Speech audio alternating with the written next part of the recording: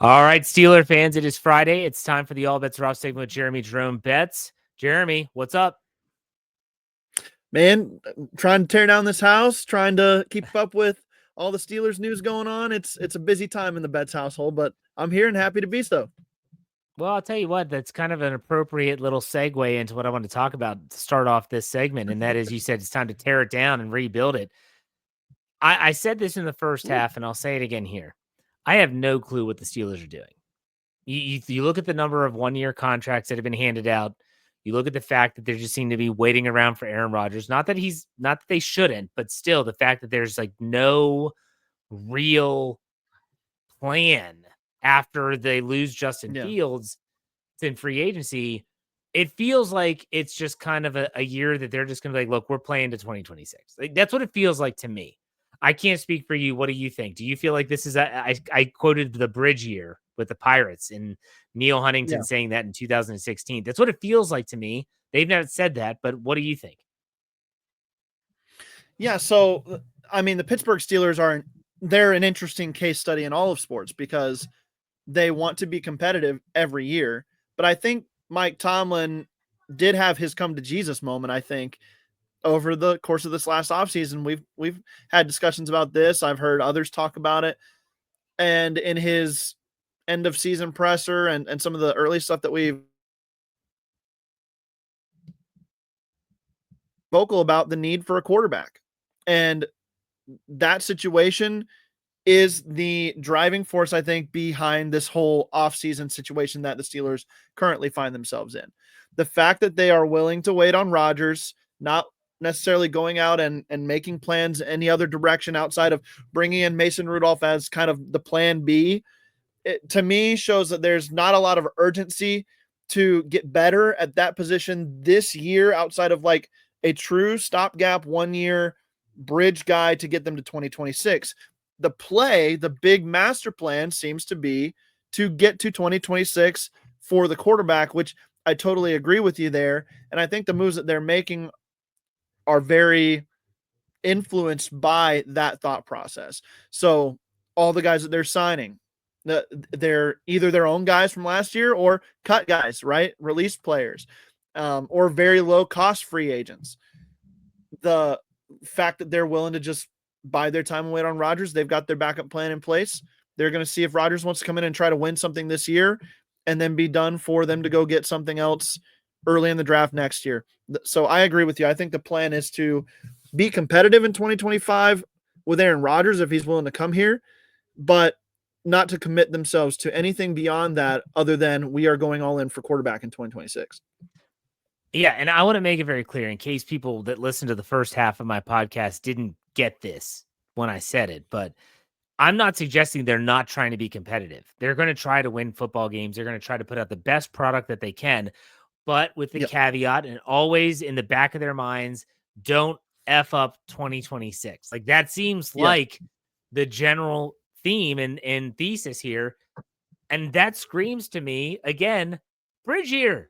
If we don't spend the money, let's roll it over and we'll spend it in 2026 in the offseason. But my question for you before we go any further, because you just kind of agreed with me in your own response, what do you do with TJ Watt then? Yeah. I think it's that you extend him and that you make him a part of the next phase on the rookie contract that you're hoping to get out of your quarterback this next season. So they're willing to pay whatever it ends up being. Say it's $30 million for Aaron Rodgers this year, and Rodgers comes in and gives them one season to see what can happen. And then that goes off the books next year. They can get, if he signs somewhere else or retires, whatever, maybe they get something for that. I don't know. But 2026 comes around and you go get on that rookie quarterback contract, and now you can afford all these things for sure that you've been wanting to do. You can afford that $40,000 per year contract for TJ Watt and see what he's got left. And to me, he's got a lot left. And it was more schematic issues last year that were the problem. We've talked about that too. Cam Hayward's got a couple years left. I think bringing in Aaron Rodgers kind of appeases we're going to keep trying for Cam and TJ. Cam, can you give us a couple more years? Which is what his contract runs through. And so you draft to replace maybe Cam Hayward in this year's draft. You add in some weapons and try to build up this offense to where you can go into 2026 with a high-end rookie quarterback, a top of the draft rookie quarterback that you're hoping to be your week one starter that year, and you're immediately on that rookie contract decision-making process when it comes to your other contracts. Maybe you get ahead of schedule on that by getting the TJ Watt extension done this year. I think that's what they're going to do. Yeah, I never thought that I would be talking about the Steelers in the same vein as the Pirates and something that they've done. But the difference is Sure. that the organization is run differently. They're going to be competitive. I think 8 to 9 wins, even if Mason Rudolph is the quarterback, is very realistic.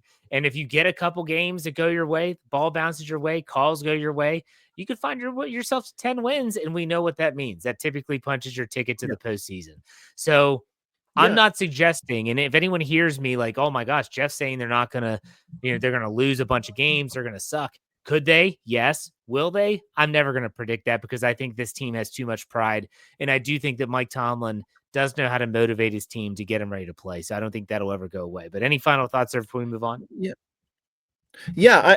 I just want to push back on like the thought process that's out there in Steelers Nation ether that the Steelers have turned into the poverty franchises that are begging for players to come play for them, like begging for Aaron Rodgers to come help them out, and that they're more like the Browns now than they are the Kansas City Chiefs or the Baltimore Ravens.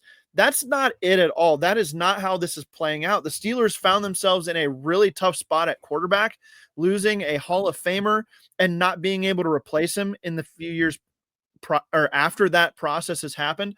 And they're done with that world. So they're going into the rebuild phase. And at the same time, while fans are begging for the Steelers to enter a rebuild phase, they don't want them to. They want them to be competitive, but they don't want them to be competitive so that they can really, truly rebuild around the quarterback.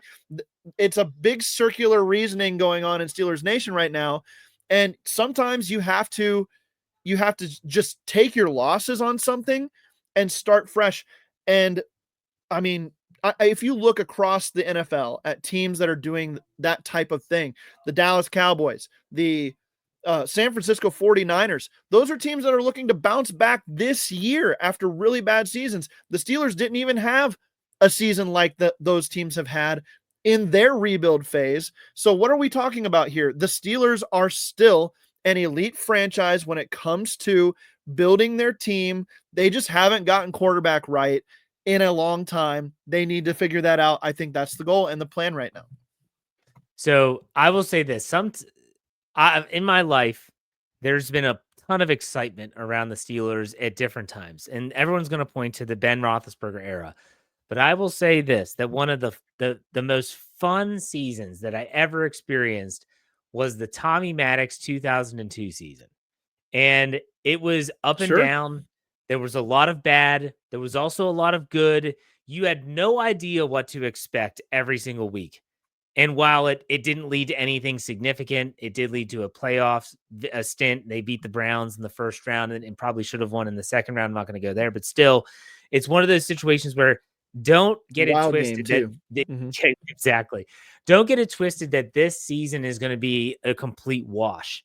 They might be looking at 2026, but this season could be a lot of fun. And I think that if it's Aaron Rodgers, if it's Mason Rudolph, if they have a good draft this year, we could be seeing the roster being built around the quarterback. And then hopefully in 2026, they get that. So we'll see, but I'm glad you're on the same wavelength with me. I do want to give you an opportunity to plug us in on what we do every week now until the draft, pre-draft visits, who's come in, what's the breakdown of those players. I know they had a big wide receiver.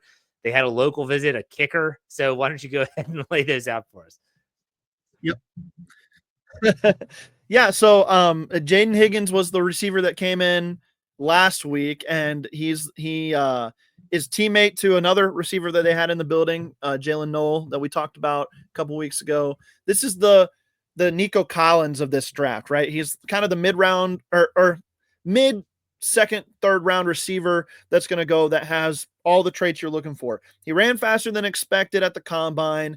He's kind of a big body, tall pass catcher on the outside that looks like he's going to be a jump ball specialist and maybe a guy who can take things to the house if you get him out in the open down the field. So he's a fun prospect to check out. If you go look at his tape, it's very intriguing tape. It's a little bit of everything from him.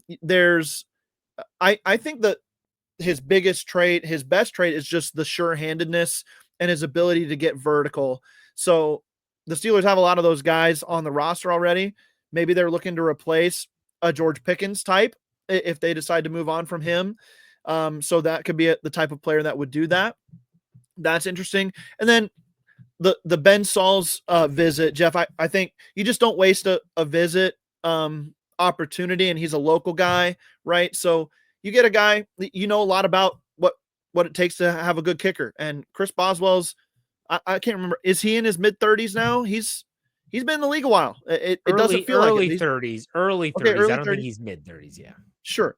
Been in the league a while, but maybe the next time a free agency rolls around for a guy like Ben Sauls, you're looking for a kicker. So it doesn't ever hurt to get these guys in the building and take a look at them. And since it doesn't count against your top 30 visits, it's fine with me. Big leg, strong leg. Pitt fans will know he's one of the fan favorites for Pitt. So I think that he's going to be a good pro, and the Steelers get kind of a feeler out there for him since he's a local guy. Fine with me. I like the process. And Chris Boswell just checked 34 years old as of right now. So yes, right around the mid 30s, but kickers can kick for a long time. Yeah. I will say this, Matthew Wright, for it seems like the last decade, it's not been the last decade, but it seems like a long time. He's always been the second leg that they always like to bring in a second kicker. Don't be shocked if this guy's undrafted, if the Steelers don't say, hey man, why don't you come on to the other side of the facility and you can spend training camp with us. We have a great, they actually have a great resume of kickers that spend camp with them, both punters and place kickers, finding homes in the NFL. When you think about like Corliss Waitman was there, the punter for the Eagles that I can't remember his name. The Steelers tried to stash him on their roster to maybe get something for him, and they eventually had to release him. He was on the Eagles roster. Yeah, I have a signed hat from him. The punter is who you're talking about? Yes, it's the punter. It's the punter. Yeah. I'll think of his name. But and then Matthew Wright himself actually has spent significant time bouncing around the league. So they might be able to say, look, like we have a good track record here. Why don't you come on in, come to Latrobe, be our extra kicker. We don't want Boswell kicking a ton. And there's some value in that as well. So I think that's probably the reason why they're doing that. I want to ask you real quick before we call it a segment and I move on to the end of the show. What's your take on the pro day circuit as it compares to what they've done at the combine and athletes that are obviously finished with their time in college football? How do you focus on the pro days? Because we're in the midst of that right now. Yeah. So the first thing to keep in mind is that anything coming out of the pro day is going to be more favorable to the player than you even saw at the combine. These guys are going in to their home turf. The organizations, the college programs is the word I'm looking for. The college programs are going to do their very best to shine their guys in a positive light. So you get reports. So Alabama, for example, you get reports out that Jalen Milroe runs an unofficial 4.37 40-yard dash. It's probably not quite that good, right? There's going to be, if you go look at Scouts notes throughout X on the run, there's some who said he ran closer to the mid 4.4s.